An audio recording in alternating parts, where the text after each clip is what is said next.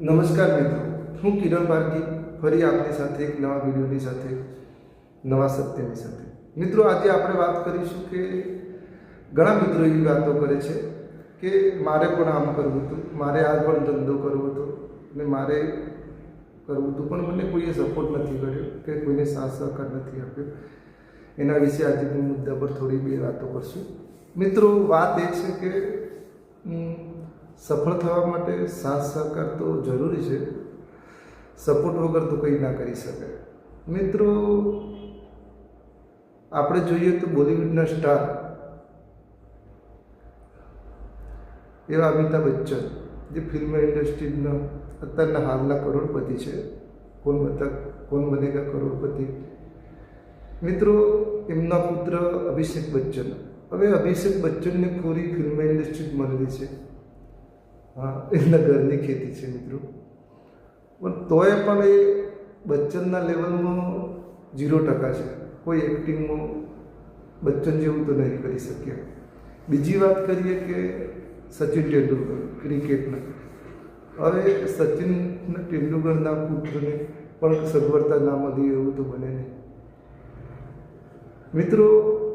તો પણ એ સચિન તેંડુલકરના લેવલમાં રમી શકતા નથી ક્રિકેટમાં. મિત્રો, વાત એ છે કે તમને કહું તો આપણે જમવાનું જો તૈયાર ડીશ મળેલી હોય તો આપણે જમેલું હોય તો આપણે કશું ના કરી શકીએ, પણ જો જમવાનું કઈ રીતના બને છે, ક્યાંથી કેવી રીતના પાકે છે, શું થાય છે, એમાં જો એ સમયમાં જાતે જો બનાવીને જાતે કમાઈને ખાધું હોય તો આપણે ખબર પડે કે કઈ રીતના થાય છે. મિત્રો, એટલે જીવનમાં કોઈનો સાથ સહકાર કે સપોર્ટ એટલું બધું ઇમ્પોર્ટન્ટ નથી કે આપણી ફેમિલી બેકગ્રાઉન્ડ શું છે, આપણા માતા પિતા શું કરે છે, કે આપણા જોડે પૈસા છે કે નહીં, એ બધા જીવનમાં મેટર કરતા નથી. પણ મેટર એ કરે છે મિત્રો કે તમે કેટલી મહેનત કરો છો, તમારે જેમાં સક્સેસ થવું છે કે જે ફિલ્ડમાં જે કરવું હોય એમાં તમે એના પાછળ કેટલી મહેનત. તમારી મહેનત ઇમ્પોર્ટન્ટ છે કે નથી કોઈ પૈસા, નથી કોઈ ફેમિલી બેકગ્રાઉન્ડ, કે નથી આપણે કોઈનો સપોર્ટ. માટે આ વિડીયો હું તમને નવયુવાનોને ઉપયોગી બને એના અનુસંધાનમાં બનાવેલ છે.